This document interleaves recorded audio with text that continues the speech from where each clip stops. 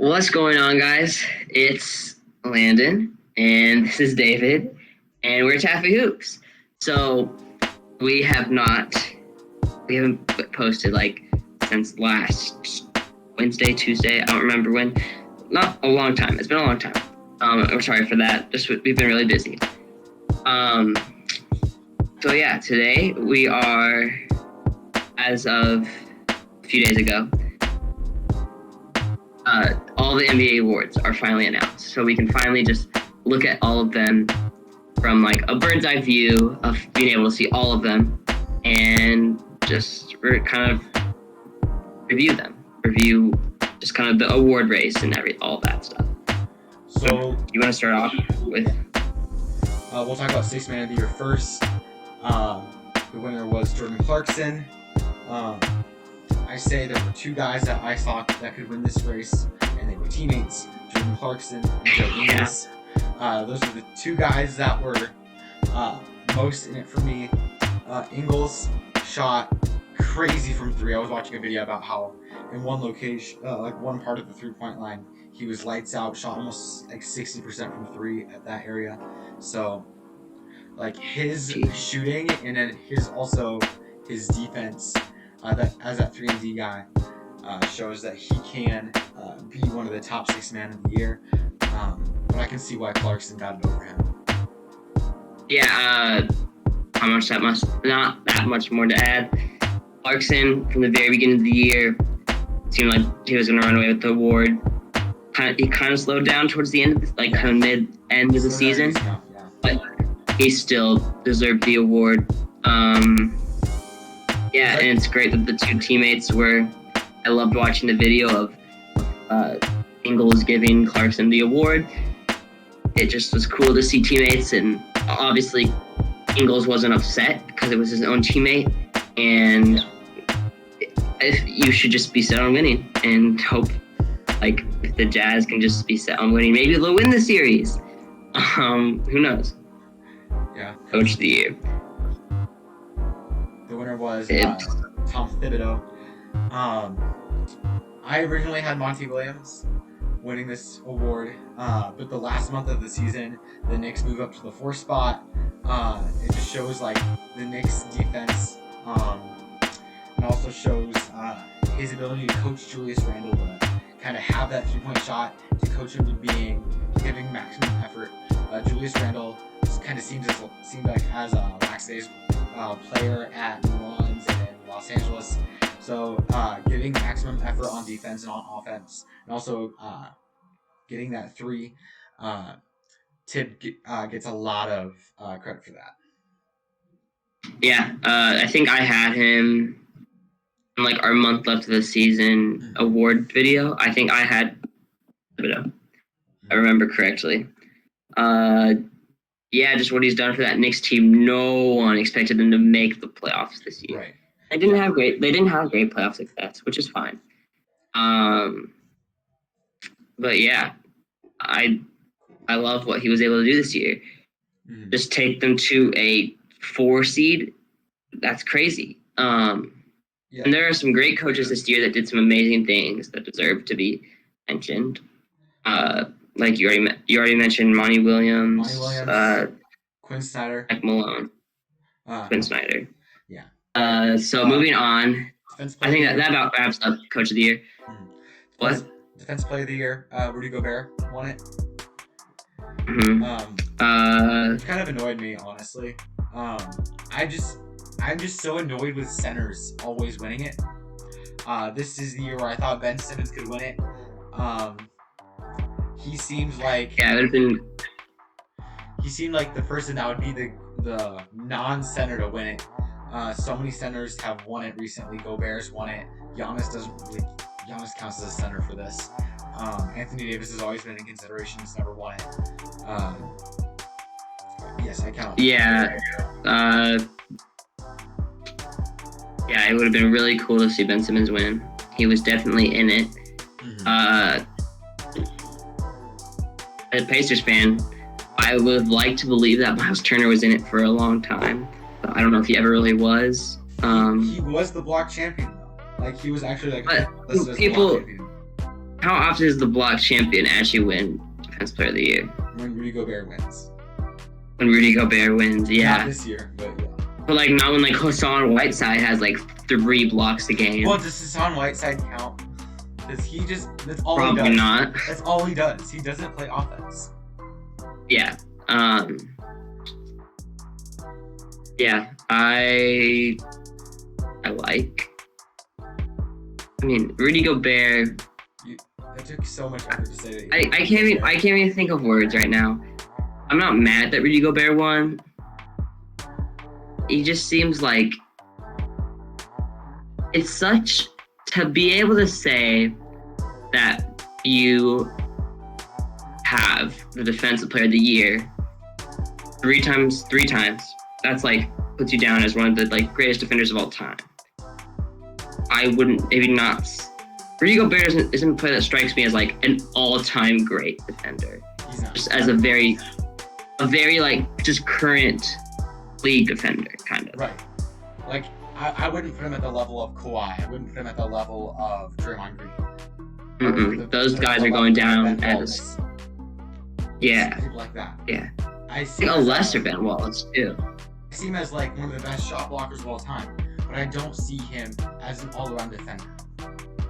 Yeah, the Stifle Tower, but not an all-time defender who won 3, maybe even more Defensive Player of the Years, Right. just because he could block some shots and he could stand there sometimes. So, but we didn't do most improved. Right.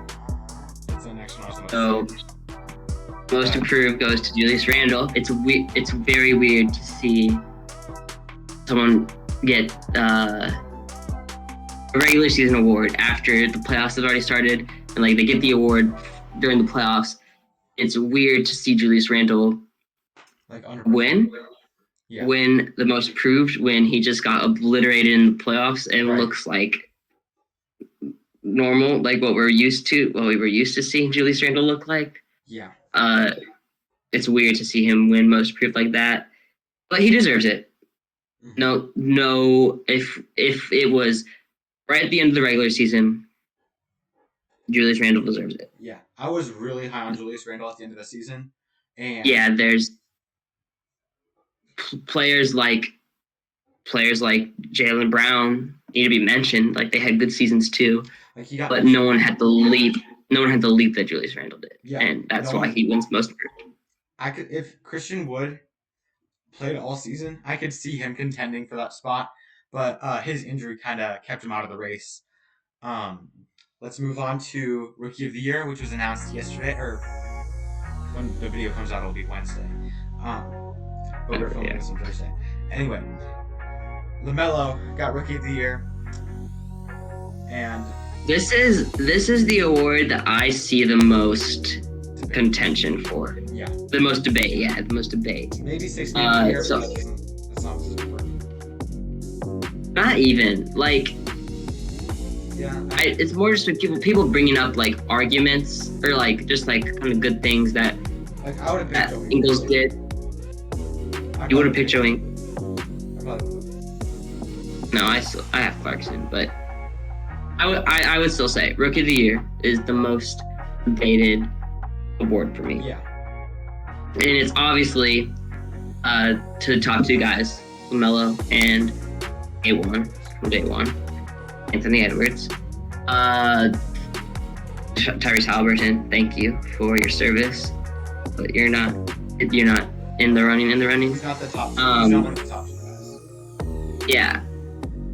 I would love to see Anthony Edwards win most improved next year. I would love him to have an amazing season next year. Just like, I mean, not like most improved, but I would love to see him getting like borderline all next year. I could see it. It may sound crazy.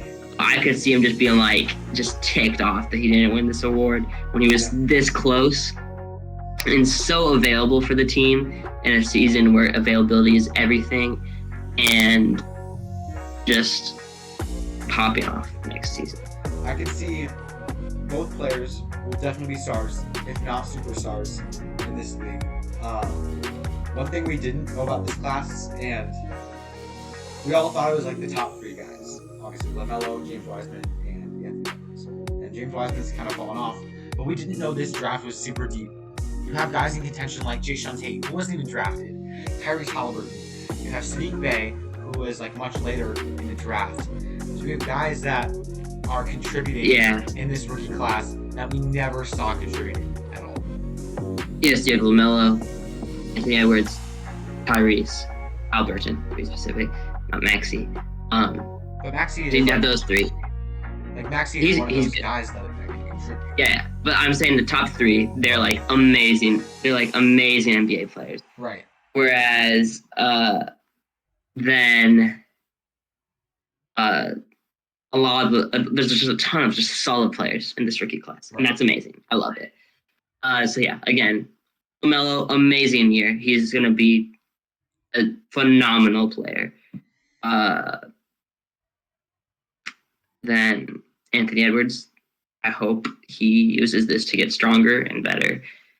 Mm-hmm. Moving on to the big one, MVP. I think it was pretty undebated. It was pretty clear who was gonna win it. Until like the last month of the season, it was very like what. But like at the end of the season. At the end of the season, I mean, like it was very clear who won it. Nikola Jokic. Joel Embiid obviously needs to be mentioned because I believe Joel Embiid hadn't experienced just injuries and like COVID stuff this year. I think he would have been the MVP. And then, do you want to talk about Steph Curry? Because I know you are very strong about your feelings in Steph Curry in this race. I think Steph Curry, the only reason he did not win this award was because of team success. His stats are much better than Jokic. The way he carried the team was much more than Jokic. The only reason, I think if they made the playoffs or they got to like the 5-6 seed, he would have won MVP. It's kind of difficult to say that now that like Jokic played really well in this playoffs, so it kind of solidifies his MVP case. But at the end of the season, it looked like Curry was going to lead the team in the playoffs. He had a really strong MVP case going into the play-in tournament. Yeah, Steph Curry, huge, like, just absolute MVP season. He didn't end up getting the award, but it was an MVP caliber season. Right. I feel bad for Jokic because, and myself, I myself am victim to this, but I almost think like it's just like a weird MVP kind of almost. Yeah. And like, I'm putting off in my mind like, oh, like Jokic won MVP, but like, did he really win MVP? Yeah. Kind of thing.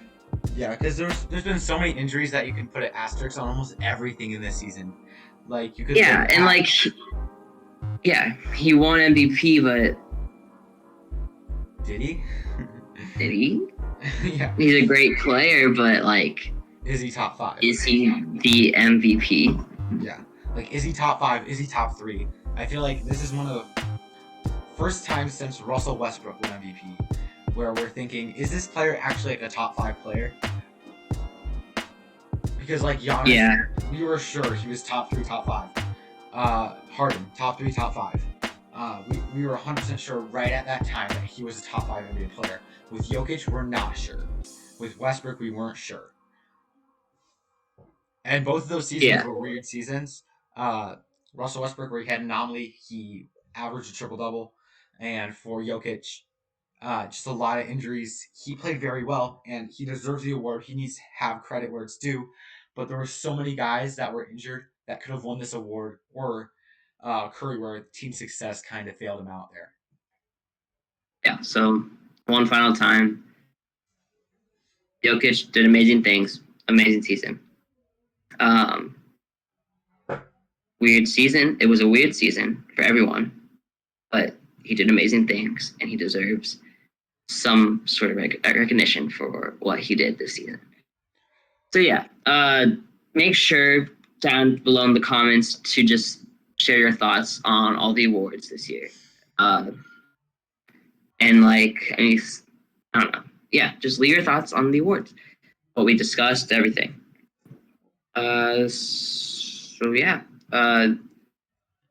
lots of cool videos to come this summer. So always make sure that you have those notifications come on, because they're not always like just like today's video is coming out on Friday, but and you're usually going to get one on Saturday, but you might get someone in between, and so that's what you want to have notifications on. Yeah, make sure like, comment, subscribe. We'll see you tomorrow. Peace.